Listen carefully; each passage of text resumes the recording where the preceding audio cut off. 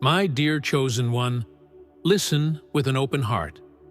Sometimes what seemed divine was, in fact, a test disguised as a promise. And no, you weren't crazy. You truly felt it. You believed. You prayed. And even so, everything collapsed. I know what that feels like. You thought it was your divine love, your soul connection, your reunion from past lives. But what seemed like a gift from God turned into an emotional battlefield. And now, you're here trying to understand why everything happened the way it did, and why it still hurts so much. Chosen one, I know it hurts, and part of you is still trying to find logic in the chaos. But listen carefully. You weren't wrong. The love was real, but the purpose was different. That's why, right now in the comments, I surrender the pain to show everyone that you are freeing yourself and accepting what heaven wants to reveal to you. Because what seemed like a promise was a test, and heaven even used what hurt you to wake you up. I want to take this moment and make a special request. Help us by liking this video, subscribing to the channel, and activating the notification bell, as it allows YouTube to deliver this message to many other people who need it. Dear Chosen One, there is a silent pain that only those who have experienced a soul connection being cut off can understand. It feels as if your heart has been ripped out. Your mind spins in circles, searching for answers, trying to understand what you did wrong. But what if I told you that you didn't do anything wrong? That the cut was necessary? That the end of this relationship was, in fact, the beginning of your liberation? Perhaps what you lived through was a preparation, not a promise. Perhaps that person was a broken mirror, reflecting parts of you that needed healing, not a partner for your destiny.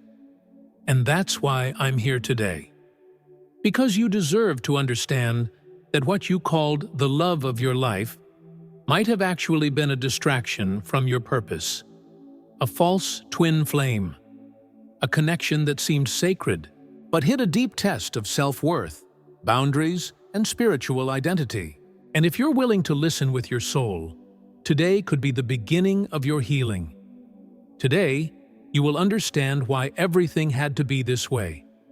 And finally, you'll be able to breathe relief, acceptance, and strength. Let's go together. Let's dive deep. The truth is that many times, the universe allows someone to enter your life not to complete you, but to confront you. And this confrontation doesn't come with shouting or direct aggression. It comes in silence, with absence, with confusion, with that type of presence that makes you feel alone even when someone is beside you.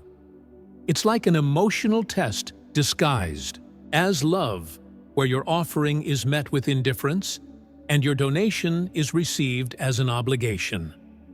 Little by little, you find yourself trying to justify the coldness, making excuses for the other person's disinterest, because the idea that all of this might not be true, love is simply unbearable. But there comes a time when the Spirit shouts within you, "Wake up. This is not reciprocal." And in that moment, you realize that it is not love that binds you. It's attachment. It's neediness. It's illusion.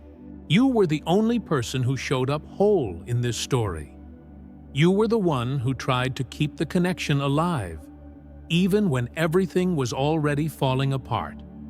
The one who insisted, the one who prayed, the one who sent messages, the one who forgave 1,000 times, even when hurt. You were present, even when treated with absence. And now you need to understand, true love doesn't force you to erase yourself. Spiritual relationships are not a solitary mission. When only one gives, when only one fights, when only one believes, it's not divine, it's imbalance. And God, out of love for you, will interrupt what destroys you, even if you still want to continue. You got used to the idea that love is suffering because you were taught early on that love comes with pain. But that's a lie. True love brings peace, not anxiety. It brings lightness, not confusion. It doesn't leave you waiting for an answer. It doesn't make you beg for attention. It doesn't trap you in cycles of empty promises. If you are constantly uneasy, insecure, trying to prove yourself, that's not love. It's emotional imbalance. It's your heart trying to heal someone who doesn't even recognize their own pain. And that's why you need to step away, even if you still love. Because this love is not healing you. It's making you sick. Many times you try to justify everything with the term process. You say that the person is going through a difficult time, that they are learning, maturing. But deep down, you know, those who want to, show it. Those who feel, take care. Those who love, transform. The absence of effort is also an answer. Emotional negligence is also a choice. And the more you ignore these signs, the further you get from yourself. Your spirit is crying for help, and you need to have the courage to hear this call and choose yourself before trying to save the other once again. Maybe you're in this exact moment, praying for someone who doesn't pray for you, thinking about someone who no longer considers you a priority, wondering if you should wait or if it's time to let go. And the answer is within you, in the silence that hurts, in the absence that weighs, in the emptiness that repeats itself. God will not keep you trapped in a cycle of confusion. When something is from Him, it flows. When it's meant to be, there is movement, there is return, there is mutual building. What keeps you stuck in the same place? What only sucks from you and never replenishes you does not come from heaven. It comes from attachment. And attachment is the disguise of lack of self-love. It's hard to admit that you lost yourself trying to be enough for someone who didn't even know what they wanted, that you changed the way you dress, speak, think, just to try to please, that you swallowed your tears, disguised the pain, pretended to be strong, all to not be too intense. And even so, it wasn't enough. But here's the revelation you need to hear today. You should never have dimmed your light to fit into the world of someone who only knows darkness. Those who are from God recognize the shine. Those with a clean soul embrace, don't judge. They love, they don't frighten. They value, they don't discard. You became the emotional foundation for someone who didn't even know how to sustain themselves. You became a counselor, mother, therapist, anchor. Everything except a partner. And now that you're exhausted, empty, trying to find yourself again, you realize that what hurt the most wasn't the end. It was losing yourself in the process, putting the other person at the center of your universe while leaving your own needs on the back burner. That's not love. That's self-neglect. And God didn't call you to live that way. He called you to be whole, not a half always available to heal someone who refuses to heal themselves. The soul tires of insisting where there is no fertile ground. You may have tried every way: deep conversations, daily prayers, forgiveness beyond what would be reasonable. And still, nothing changed. Because the problem was never the lack of love on your part. It was the absence of emotional structure on the other side. You were trying to build a palace on quicksand, waiting for fruits from land that is still at war with itself. There is no miracle that can sustain what two souls are not willing to protect together. And there is no greater purpose than saving yourself first. There comes a point where the Holy Spirit won't let you insist any longer. You feel the knot in your throat, the weight in your chest. the anxiety dragging on, until one day, God's silence screams so loud that you can no longer ignore it. It's in this moment that you understand.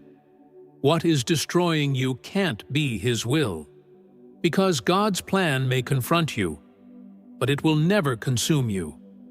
It may make you cry, but it lifts you up afterward. It may cut, but it always heals with wisdom. And if this relationship left you more hurt than strengthened, then it was a call for healing, not a divine union. Some people don't reject you. They reject their own inability to receive what you offer. When someone only knows chaos, pure love seems strange. Care bothers those molded in neglect. Your healing presence scares them. Your peace destabilizes them. Your light confronts them. And that's why you become the problem in the eyes of those who still live in patterns of control and instability. Not always is abandonment physical. There are presences that have already left inside, even though they are still there. And you feel that. But you need to stop insisting on bonds that only exist in your hope. The time has come to reverse the logic. Let self-love speak louder than the fear of losing. Waiting for the return of someone who hurt you isn't always hope. Many times, it's relapse. You need to learn to break cycles, to release the chains of what-ifs, maybe, the promises that were never fulfilled. Your soul is ready to move on. Your energy wants to flow, but your mind is still stuck in expectations that paralyze you. True healing doesn't come when the other person returns. Healing comes when you realize you no longer need them to feel whole. When you look in the mirror and recognize that you are enough, worthy, and complete by yourself. From there, everything begins to change. Even if the longing returns, even if the triggers try to pull you back, you will remember the reasons why you chose to leave. You will remember the pain, the lonely prayers, the nights in tears, and then, with maturity, you will thank the lesson and continue on your path. True love doesn't hurt, doesn't abandon, doesn't require you to fade to be accepted. And, above all, you need to stop thinking that the fault was yours. You arrived whole where there were only halves, and halves fear wholes. That doesn't diminish you. It only confirms that you deserve something much greater than what that could offer. The true miracle is not the return of someone who hurt you. The true miracle is your awakening. It's you looking back and thanking, even with a broken heart.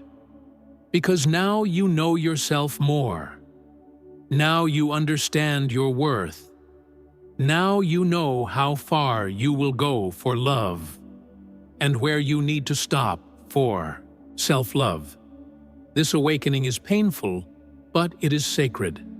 It's the type of healing that changes your frequency, elevates your soul, and prepares you for a new level of existence. Because those who survive the disappointment of a false love are born to live true love with themselves. You spent too much time waiting to be chosen by someone who barely knew what they wanted from their own life. And this left you in a constant state of emotional vigilance. You walked on eggshells. You adapted. You molded yourself. You tried not to be difficult, not to be demanding. But deep down, you were being neglected. Love became survival. And the cruelest part is that you confused this with intensity. But real intensity is the one that expands, not the one that drains you. True love doesn't make you lie awake anxious, nor does it force you to erase yourself. True love calms, strengthens, and builds you up. You were conditioned to believe that you had to earn love, that you would only be enough if you tried harder, that you would only be worthy if you endured one more difficult phase, one more absence, One more silence. And so, you emptied yourself, giving until there was almost nothing left. But let me tell you something with all the strength of the Spirit. You never needed to prove your worth to anyone. Love that demands unilateral effort is prison, not connection. Those meant for you recognize you. They find you. They value you. And, most importantly, they choose you with presence, not with promises. It's time to break the cycle of always being the one who understands, who forgives, who comes back, who tries again. Empathy is beautiful, but when it has no boundaries, it turns into self-neglect. You need to understand that it's not your mission to carry someone else's emotional process. Everyone has their own path to healing, and it's unfair to try to accelerate someone else's at the expense of your own peace. You were not called to be a martyr of love. You were called to be a living temple of God's presence, and He does not dwell in relationships that make you feel small. And maybe the hardest part is accepting that, even after feeling everything you've felt, that person still may not return. Or worse, may return and repeat the same cycle. Because without awareness, there is no transformation. And without transformation, there is no new beginning, just another loop in the same maze. So, if there's still something inside you waiting for a miraculous change, I invite you to redirect that hope. Transfer it to yourself, to your rebirth, to your reconstruction. The real miracle happens when you choose yourself. Maybe you think letting go is losing, but in reality, letting go is gaining back your soul. It's allowing the cycle to end so that healing can begin. It's stopping feeding fantasies that only exist in your mind and starting to live the reality of a life where you are the priority. Because as long as you insist on someone who does not have the structure to love you, you will, unknowingly, be rejecting yourself. And that needs to end. The choice is yours. Continue waiting for crumbs or rise up and demand the whole table. The table that God has already prepared for you. The absence of someone's love does not mean the absence of God's love. In fact, often it is God's love itself that ends cycles because God loves you too much to watch you remain in places where your soul is dying. He sees what lies beyond the pain. He knows the plans being prepared. And even if you don't understand today, trust. What's to come will be light, whole, and true. One day, you will look back with gratitude, not for the pain itself, but for the liberation, the strength, and the new version of yourself that was born from this journey. You are not alone. God is with you even in the silent tears and sleepless nights. He is rebuilding your story with new materials because you are also being transformed. The pain you feel is not a sign of weakness. It is the process of rebirth. And do not blame yourself for loving with such intensity. Your commitment was real, and that's rare in such a cold world. The problem was never that you were too much, but that the other person was too little. Now you understand that you don't need to shape yourself to fit into small spaces. You were born to overflow. There is a spiritual strength that arises when you choose to move forward with your heart still in pieces. Every act of self-care, every respected silence, every step toward your own healing is a sacred act. The validation you seek will not come from the repentance of the one who hurt you. Maybe that awareness will never come. And that's okay. Some people don't have the structure to accompany you in the new phase that is being born. They came to teach, not to stay. And the sooner you accept this, the quicker the healing will come. Some goodbyes are, in fact, great blessings in disguise. You are at a spiritual moment where you can no longer pretend it doesn't hurt. You can no longer pretend that there is still hope where there is only silence. This is the breaking point, the moment when God calls you to look ahead, even with eyes still blurred by tears. Because what comes after acceptance is reconstruction. And you have no idea what is being prepared behind the scenes. There is peace. There is true love. There is new energy. But none of that can enter while you are still stuck in the old. Letting go is creating space. Be grateful for what was, even if it was difficult. Not because it was beautiful, but because it made you grow. Because it showed you where it hurt. Because it revealed wounds you didn't even know were open. Sometimes, it's in the middle of chaos that we find our own center. And that's what this story brought you. Clarity, understanding, strength. Now you know exactly what you no longer want. You know what you don't deserve. You know what you won't accept. And this awareness is gold. It protects you. It guides you. And it prepares you to receive something much more aligned with who you are becoming. You are no longer in the time of begging for love. Your spirit has already understood that it's no longer enough to settle for halves, promises, lukewarm energy. Now it's all or nothing. It's whole or nothing.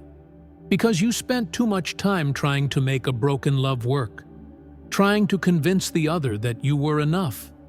But now you see, the problem was never your essence. It was the other person's emotional blindness, and you can no longer allow someone blind in soul to guide your steps. Now it's you for you, with God, with self-love, with faith. Have you noticed that when you truly start to heal, everything around you changes? Conversations change, interests change, even your body responds differently. Because healing isn't just emotional. It's energetic. You begin to vibrate differently. You start to notice that what used to attract you now bothers you. What once seduced you now repels you. Because your frequency has elevated. And in this new vibration, old people no longer fit. Not because you are arrogant, but because you finally understood your value. And those who understand their own value don't negotiate with what hurts. You no longer have time to romanticize suffering. It's well past the time to stop calling a lesson what was actually emotional abuse, neglect, and abandonment. You can forgive, of course, but forgiving doesn't mean justifying. It doesn't mean accepting again. It doesn't mean opening the door for the same cycle to repeat itself. Forgiving is letting go of the anger so you don't get sick. It's releasing the weight of your heart to move forward lightly. But discernment must be present, because love without wisdom turns into prison. And you were called to be free, not to live in emotional chains disguised as promises. Maybe today you're feeling an emptiness, a silent mourning for something that still lives. But deep down, you know you need to let it die. It's confusing to have to abandon a hope still beating. But this is the true spiritual mourning, when your soul has already understood what it needs, but your heart is still resisting. And it's okay to feel that. Just don't get lost in that place. Life goes on beyond this story. Love goes beyond this love. And the future awaits on the other side of the pain. Healing doesn't come before the walk. It is born in the movement. It's like a wound that only heals when left in peace, protected, cared for. This pain will also pass and become just a memory, no longer a prison. Inside you, a part is crying for help. A part that's tired of waiting for someone who won't return, of insisting on someone who won't change.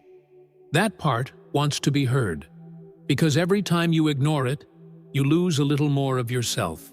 But every time you choose yourself, even with fear, you rebuild yourself. Choosing yourself is the highest act of love. You no longer need to accept emotional crumbs. Solitude no matter how harsh it may seem, heals much more than the wrong company. It is in the emptiness that God fills you. Everything you sought in others exists in you. Security, affection, comfort. Because you didn't need love, you needed reconnection. And now it's time to return to yourself. You've made it this far, and that's already a miracle. Many get lost, but you chose to feel, to grow, and to awaken. Now it's time to free yourself from what's already dead and make space for what truly honors you. You were not rejected. You were redirected. And what comes after this is infinitely greater. And finally, know this: the heavens saw you the entire time. No tear went unnoticed. No prayer was ignored. You are not alone. You are loved, protected, and guided. What seems like an ending now is only the beginning. And when you look back, you'll realize that this moment of pain was the portal to your liberation. You were reborn. You awakened. And now, no one can extinguish this light. Walk toward your new life with courage, with faith, with dignity. The love you've always wanted begins with you. And now, it has finally arrived. If this word touched something within you, don't keep it to yourself. This message is healing. It's an alert. It's liberation. And it could be the key for someone who is still trapped in the same cycle you just broke.